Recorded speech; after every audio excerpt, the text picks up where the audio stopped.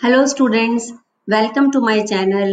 आज हम haloalkanes and haloarenes के पार्ट 4 में देखते हैं कि हेलो एरीन्स किस प्रकार से रिएक्ट करके अपनी प्रिपरेशन करते हैं और हम किस प्रकार से इनकी फिजिकल एंड केमिकल प्रॉपर्टीज दिखाते हैं। तो सबसे पहले हम क्लासिफिकेशन ऑफ हैलोजन डेरिवेटिव्स में किस प्रकार से एरीन्स को क्लासिफाई कर सकते हैं।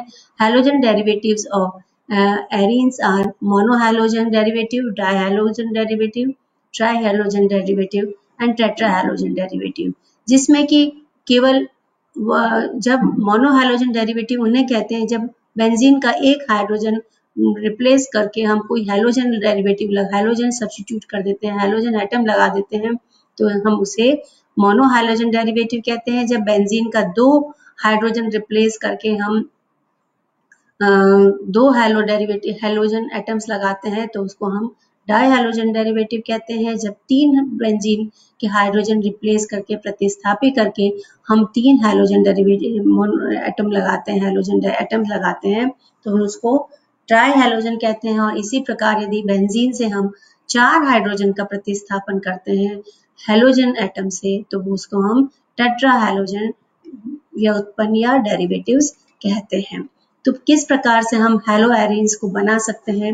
हेलो एरीन्स को बनाने के लिए सबसे आसान जो सबसे पहले हम इसकी बेंजीन की स्पेशल रिएक्शन है, विशेष अभिक्रिया है, जिसको कि हम इलेक्ट्रोफिलिक प्रतिस्थापी अभिक्रिया कहते हैं। उसके द्वारा हम बेंजीन को हम क्लोरीनीकरण करके FeCl2 की हैलोजन कैरियर की उपस्थिति में 310 K से 320 केल्विन तक अभिक्रिया करके हम मोनोहैलोजन डेरिवेटिव प्राप्त कर सकते हैं। इसी प्रकार हम यदि हम ज्यादा हैलोजन का यूज करते हैं तो सेकंड हैलोजन भी हम प्रतिस्थापित बेंजीन रिंग में कर सकते हैं। तो वो द्वितीय जो होता है प्रतिस्थापन हैलोजन का, वो ऑर्थो और पैरा पोजीशन पे होता है पहले पोजीशन के कंपैरिजन में। तो इस प्रकार हम कह सकते हैं कि हैलोजन एरीन्स जो है वो हेलो एरीन्स जो है ऑर्थो पैरा डायरेक्टिंग होते हैं, आने वाले समूह को ऑर्थो और पैरा पोजीशन पर डायरेक्ट करते हैं। जब हम देखते हैं कि ये हम इसकी अभिक्रिया है, जब और इसी प्रकार यदि हम टॉल्यूइन का भी क्लोरीन करते हैं तो हम ऑर्थो और पैरा क्लोरोटॉल्यूइन हमें प्राप्त होती है। और जब सैनमेयर अब हम देखते हैं कि सैनमेयर रिएक्शन क्या होता है। सैनमेयर रिएक्शन में भी हम हैलोजन डेरिवेटिव्स को बना सकते हैं। इसमें एनिलीन का हम जब डाइज़ोटाइजेशन करते हैं तो HNO2 और HCl की उपस्थिति में या HX की उपस्थिति में, तो हम यदि HCl की उपस्थिति में करेंगे तो N2Cl बनेगा, बेंजीन डायज़ोनियम क्लोराइड बनेगा। यदि हम ब्रोमीन की उपस्थिति में HBr की उपस्थिति में करेंगे तो बेंजीन डाइब्रोमोनियम क्लोराइड ब्रोमाइड बनेगा। इस प्रकार से हम देखते हैं कि NaNO2 प्लस HX की उपस्थिति में 0 डिग्री सेंटीग्रेड पर ये डाइएजोटाइजेशन होता है और हमें पर्टिकुलर एसिड का बेंजीन डाइएजोनियम हैलाइड प्राप्त होता है।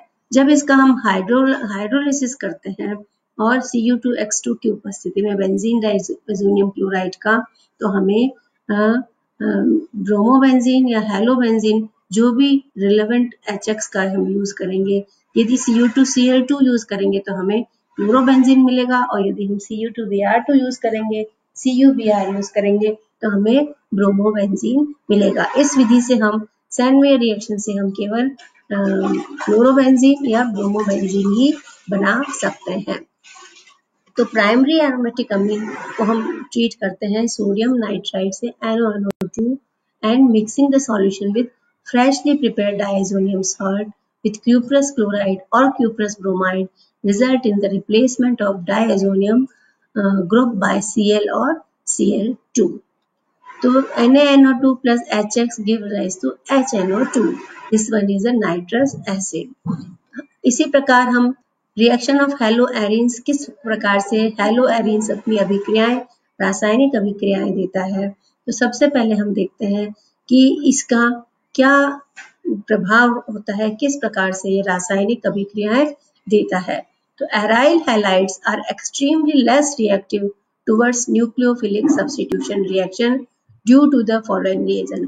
हमने जैसे अल्काइल हैलाइड में देखा था कि अल्काइल हैलाइड SN1 और SN2 अभिक्रियाएं बहुत स्पेशल जिनकी रिएक्शन होती है वो आसानी से देते हैं, लेकिन इनको हम एरिन हैलाइड्स जो है वो ये अभिक्रियाएं नहीं देता है, क्योंकि ये लेस रिएक्टिव होता है न्यूक्लियोफिलिक सब्स्टिट्यूशन रिएक्शन के। ये इस प्रकार की क्यों दर्शाता है इस प्रकार के गुण? इसका पहला कारण है रेजोनेंस इफेक्ट या अनुनादी प्रभाव। अनुनादी प्रभाव के कारण इन haloarenes the lone pair of electron, जो कि हैलोजन के ऊपर लोन पेयर ऑफ इलेक्ट्रॉन उपस्थित होता है, बेंजीन को वो अपनी अनुनादी संरचनाएं बनाने के लिए पार्टिसिपेट करता है और खुद के ऊपर धन आवेश आ जाता है।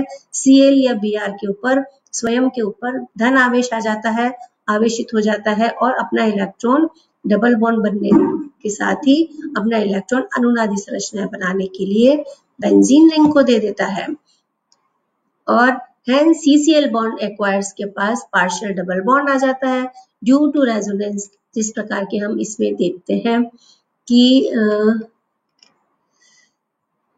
अनुनादी संरचनाएं बनाता है।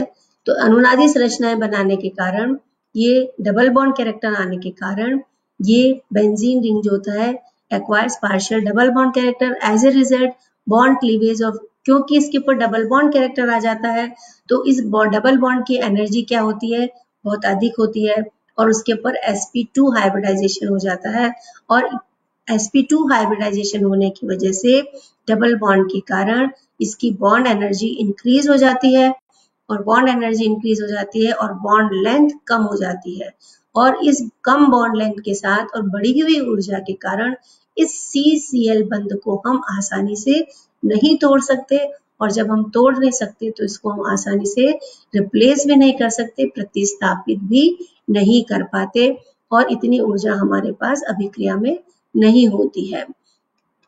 तो इसलिए ये न्यूक्लियोफिलिक प्रतिस्थापी अभिक्रियाएं कम देते हैं। अब नेक्स्ट हम देखते हैं कि किस प्रकार से difference in hybridisation of carbon atom in CX bond, दूसरा कारण इसका ये है कि हाइब्रिडाइजेशन में जो है वो CX बॉन्ड में क्या होता है, in haloalkane the carbon atom attach to halogen is by sp3 hybridisation और इसमें हेलो एरीन्स में ये sp2 hybridisation, while in case of haloarenes carbon atom attached to halogen and sp2 hybridisation.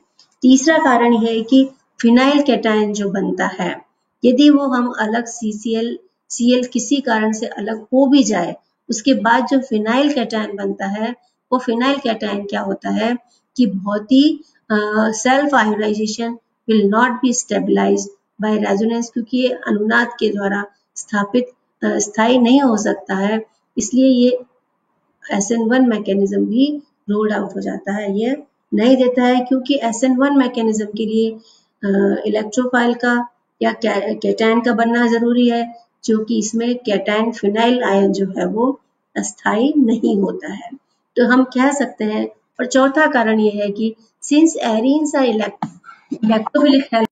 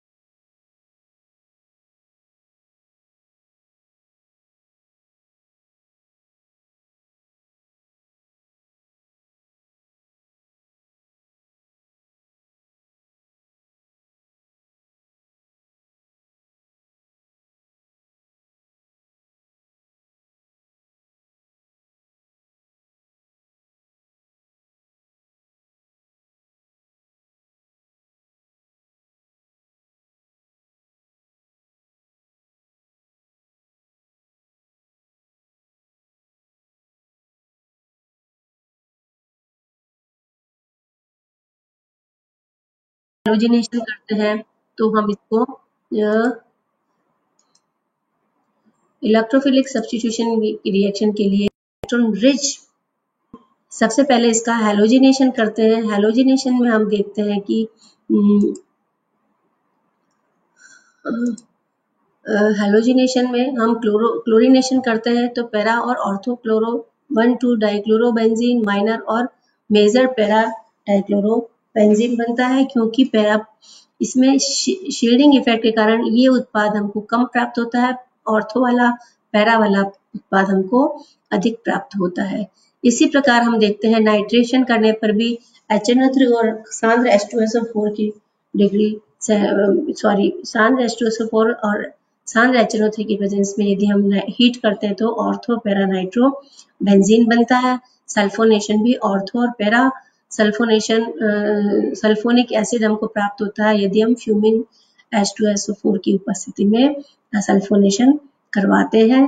तो heat करने पर Friedel craft reaction भी है ortho और पैरा सब्स्टिट्यूटेड मिथाइल बेंजीन और methyl 1 chloromethyl benzene and 2 chloromethyl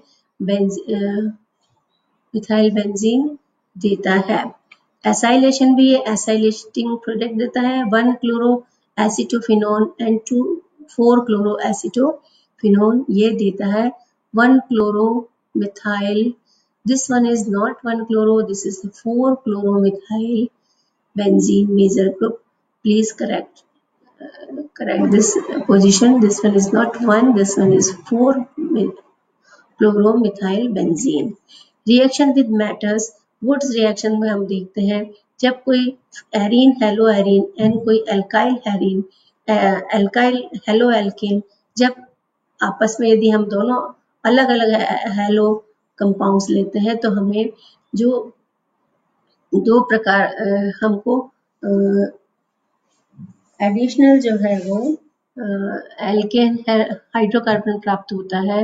A mixture of an alkyl halide and heryl halide gives an alkyl arenes when treated with sodium in dry ether.